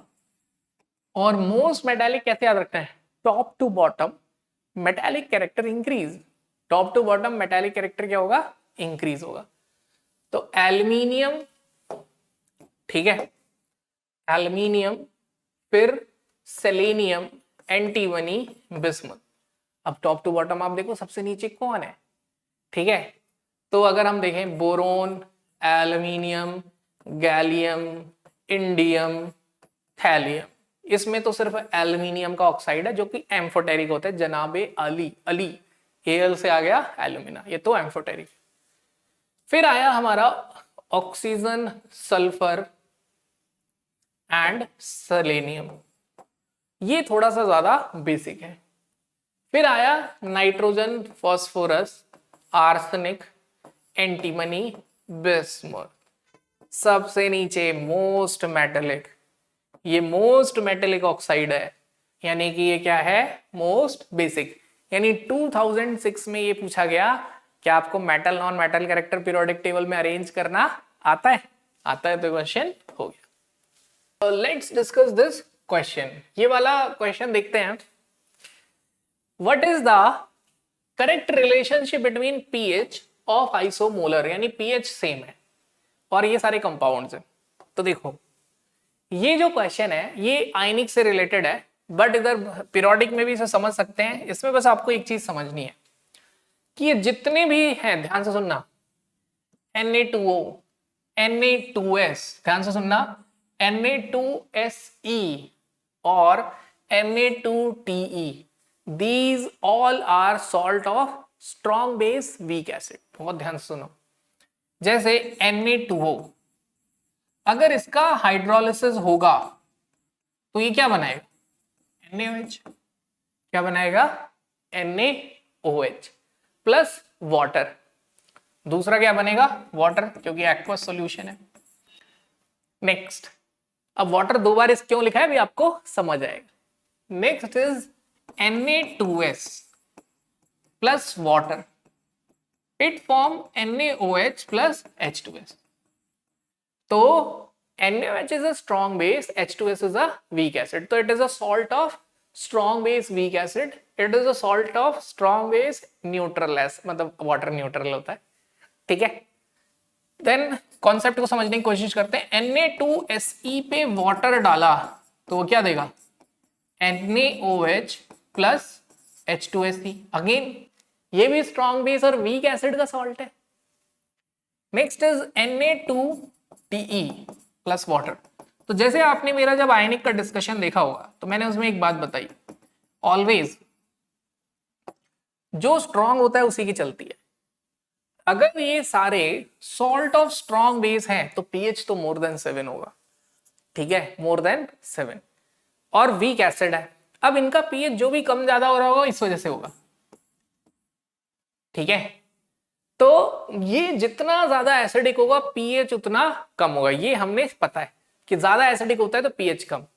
तो ये बेस सब बेस है तो लेट से सबका पीएच सेम आएगा। अब इधर वाले काम कर रहे हैं उसका पीएच कम करने में, जितना ज्यादा एसिडिक होगा पीएच उतना कम होगा। बोलो ये बात समझ आ रही है? नहीं आ रही तो प्लीज कमेंट कर देना, क्योंकि यहाँ पे मैं बार बार यही समझा पाऊंगा कि top to bottom acidic strength is directly proportional to size. Acidic strength बढ़ेगा, अगर ये ज्यादा एसिडिक होगा तो इसको ज्यादा न्यूट्रलाइज करेगा, इसका बेसिक स्ट्रेंथ कम करेगा, यानी पीएच घटाएगा। इसके अलावा कोई एंगल हो सकता है, बिल्कुल हो सकता है। मोनोलॉग चल रहा है, मैं बोल रहा हूँ, आप सुन रहे हैं, कोई चीज आपके दिमाग में आ रही कमेंट कर देना, झिझकना बिल्कुल नहीं है। जो मैं हमेशा बोलता हूँ, once a fool always genius. एक बार ये सोच लिया ना कि मेरे को सब समझ आ रहा है, नहीं समझ आ रहा फिर भी नहीं पूछा तो एक बार मतलब क्या हुआ, वंस अ जीनियस ऑलवेज फूल, तो क्या हुआ, बेवकूफ रह गए। एक बार बेवकूफ बन गए कि नहीं आता, पूछ लिया तो जीनियस हो गया, आगे आप समझ गए। तो once a fool always genius. तो यहाँ पे टॉप टू बॉटम ये सबसे ज्यादा एसिडिक है, तो ये इसको बेसिक स्ट्रेंथ कम करेगा, यानी यू कैन से इसका पीएच सबसे कम होगा। तो इसका पीएच है 4, तो pH 4 is least and pH 1 is highest. देख लेते हैं आयनिक रेडियाई क्या होता है। What is ionic radii? Ionic radii is inversely proportional to effective nuclear charge. Nuclear charge, effective nuclear charge जितना ज्यादा होगा आयनिक रेडियस उतना कम होगा। बिल्कुल सही बात है, this is true. Inversely proportional to square of effective nuclear charge, square तो नहीं होता, डायरेक्टली प्रोपोर्शनल तो नहीं होगा, डायरेक्टली तो नहीं होगा, तो inversely proportional to effective nuclear charge. Next question, ये आइसो इलेक्ट्रॉनिक है, इनका आयनिक रेडियाई क्या शो करेगा, देखा? तो फिर नीट ने बोला आइसो इलेक्ट्रॉनिक पे आ जाओ चुपचाप। तो अगर आप मुझसे पूछोगे सर पीरियोडिक में क्या पढ़े, आयनाइजेशन, इलेक्ट्रॉन और आयनाइजेशन, और अब सबसे ज्यादा आइसो इलेक्ट्रॉनिक।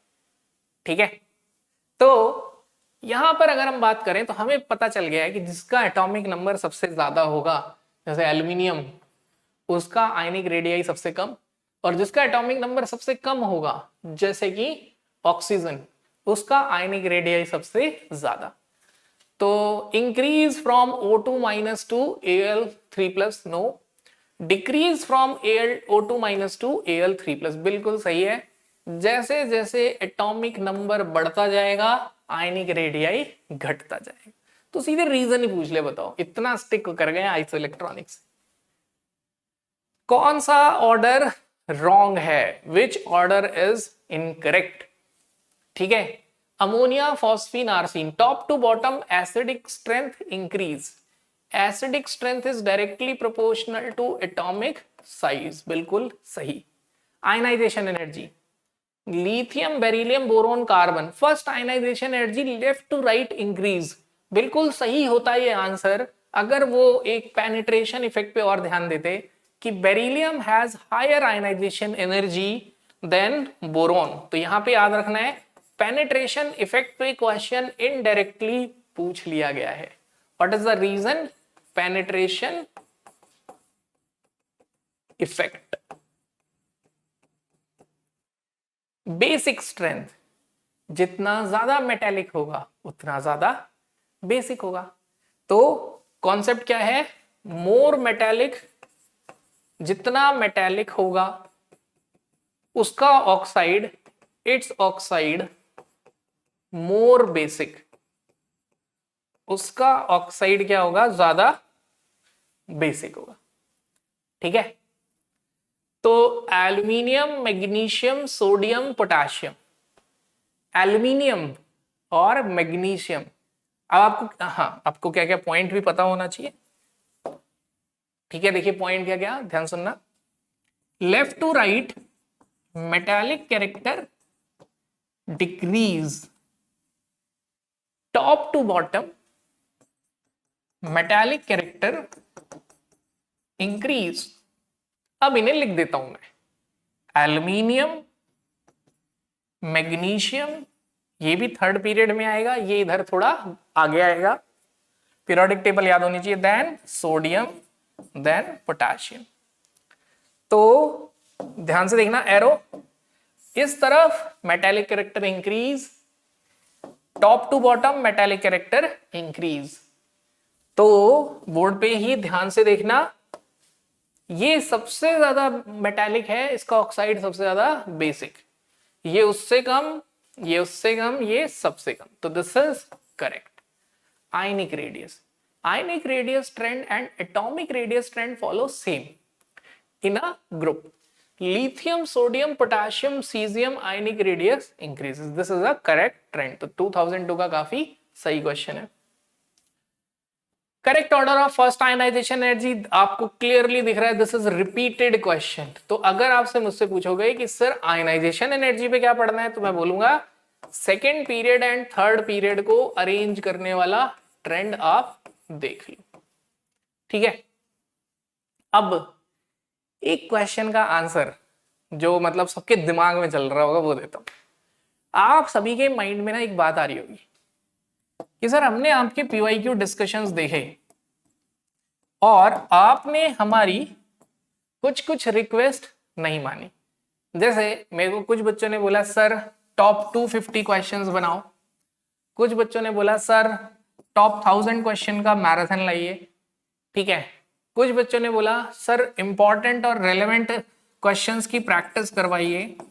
ठीक है, तो अब आप सबके दिमाग में एक बात चल रही होगी कि वाई सर ऐसा क्यों कर रहे हैं कि किसी का कोई वीडियो 3 आवर का डाल रहे हैं, कोई 2 आवर का, और most of the video 1 hour के। वाई? तो देखिए मैं आपको इसका आंसर बताता हूं कि मैं ऐसा क्यों करूं। जो मुझे लगता है कि this chapter is conceptual and need practice also. अगर थर्मो है, इलेक्ट्रो है, तो उसमें मैं अपने हिसाब से हर तरह के जितने PYQ क्वेश्चंस आए वो डिस्कस कर दिए। जिसमें मुझे लगा कि ये सारे क्वेश्चन 1 आवर में डिस्कस हो गए वो 1 में कर दिए, जिसमें 1.5 में वो 1.5 में। तो एक ऑप्टिमम टाइम में हर तरह के क्वेश्चन जब मैं डिस्कस कर पाता हूं तो उसे फिनिश कर देता हूँ। इसलिए लेक्चर बहुत ज्यादा लेंदी है, रिपीटिशन खींचने का मेरा आइडिया नहीं रहता। दूसरा, सर हम जितने ज्यादा क्वेश्चन प्रैक्टिस करेंगे उतना फायदा होगा, बिल्कुल सही कह रहे हो। लेकिन आपने एक चीज रियलाइज की होगी, क्लास में टीचर पढ़ाता है सब समझ आता है, वीडियो देखो सब समझ आता है, खुद से करने बैठो गोल। क्योंकि बच्चे जब टीचर पढ़ा रहा होता है ना, तो उस टाइम सेम यही होता है जैसे आप ईयरफोन लगा के गाने सुनते हो ना और गाते हो, तो ऐसा लगता है मेरी आवाज अरिजीत से मैच कर रही है, और ईयरफोन हटा के अपनी आवाज सुनोगे ना तो लगेगा क्यों ही गाया। तो टीचर जब पढ़ा रहा होता है ना और उस टाइम आप सॉल्व कर रहे होते हैं, वो बेनिफिशियल नहीं है। This is a bitter truth and reality check, वो बेनिफिशियल नहीं है। बेनिफिशियल है खुद से सारे क्वेश्चन सुबह शाम लगाना एंड डाउट कमेंट करना, दिस इज बेनिफिशियल। अब इसीलिए मैंने सिर्फ, अब उसके बाद इंपॉर्टेंट क्वेश्चन पीवाईक्यू होते हैं, उससे आप एनालाइज कर सकते हैं कि ये कॉन्सेप्ट बहुत बार आया है, इसमें ये पॉसिबिलिटीज होती हैं, मैंने इसी तरीके से पीवाईक्यू डिस्कस भी किया है।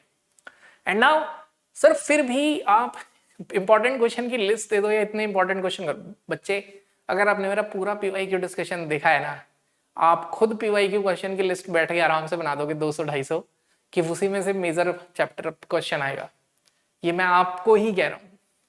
और अगर मैं अपनी बात करूं तो मेरा एक सिंपल सा थॉट प्रोसेस है, प्रोडक्टिविटी मैक्सिमम होनी चाहिए, तो मुझे आपका टाइम बहुत ज्यादा यूटिलाइज नहीं करना है, ठीक है। मैं चाहता हूं कि मिनिमम टाइम में आपका इफेक्टिव आए, आपको कंसेप्ट पता चले, ये पता होना चाहिए, आप उसकी प्रैक्टिस करो, रेक्टिफाई करो, मॉक टेस्ट दो।